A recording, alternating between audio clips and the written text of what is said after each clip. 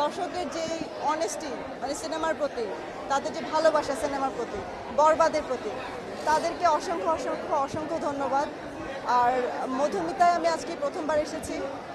গরম আসলে পছন্দের নায়ক, পছন্দের সিনেমা, ভালো একটা সিনেমা দেখার জন্য এটা আমাদের দর্শক প্রমাণ করে দিল যে যে কোনো এক্সটেন্ট পর্যন্ত ওনারা যেতে পারে।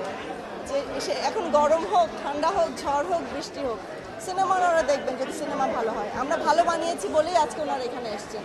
সো এটা মনে করবো। আর দর্শকের উদ্দেশ্যে বলবো, দর্শককে অশেষ অশেষ ধন্যবাদ। আপনারা সিনেমা হলকে বাঁচান, সিনেমা হলে আসেন, তবে একটাই রিকোয়েস্ট, কপি করবেন না, ভিডিও করবেন না, এটাই শুধু রিকোয়েস্ট থাকবে। নেক্সট সিনেমায় কি সাকিব খান থাকবে না অন্য কাউকে নিয়ে আবার নতুন করে গল্প সাজাবে? সাকিব ভাইয়ের সাথে সবসময় কাজ করতে চাই, এটা বলার কোনো কিছু নাই। বাট এইটা তো আমরা আসলে অফিস থেকে একটা অ্যানাউন্সমেন্ট দিব। আমি 15 দিন 1 মাসের মধ্যে আপনাদেরকে সবাইকে ডাকবো ইনশাআল্লাহ আমার নেক্সট সিনেমা। বাকিটা আল্লাহ দিচ্ছে। আমাদের শাকিব খান ভক্তদের কাছে হৃদয় ভাই হচ্ছে আশীর্বাদ স্বরূপ।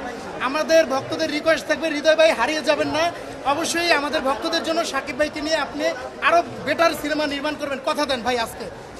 ইনশাল্লাহ আমি চেষ্টা করব আপনাদের না, শুধু আপনারা না, সকল সিনেমা প্রেমী মানুষ যারা আছে সবার জন্য আসলে ভালো সিনেমা নির্মাণ করার চেষ্টা করব। এটা আসলে সবার জন্য না, আবার আমার নিজের জন্য, মানে এটা তো নিজের জন্য করি, আপনাদের জন্য করি।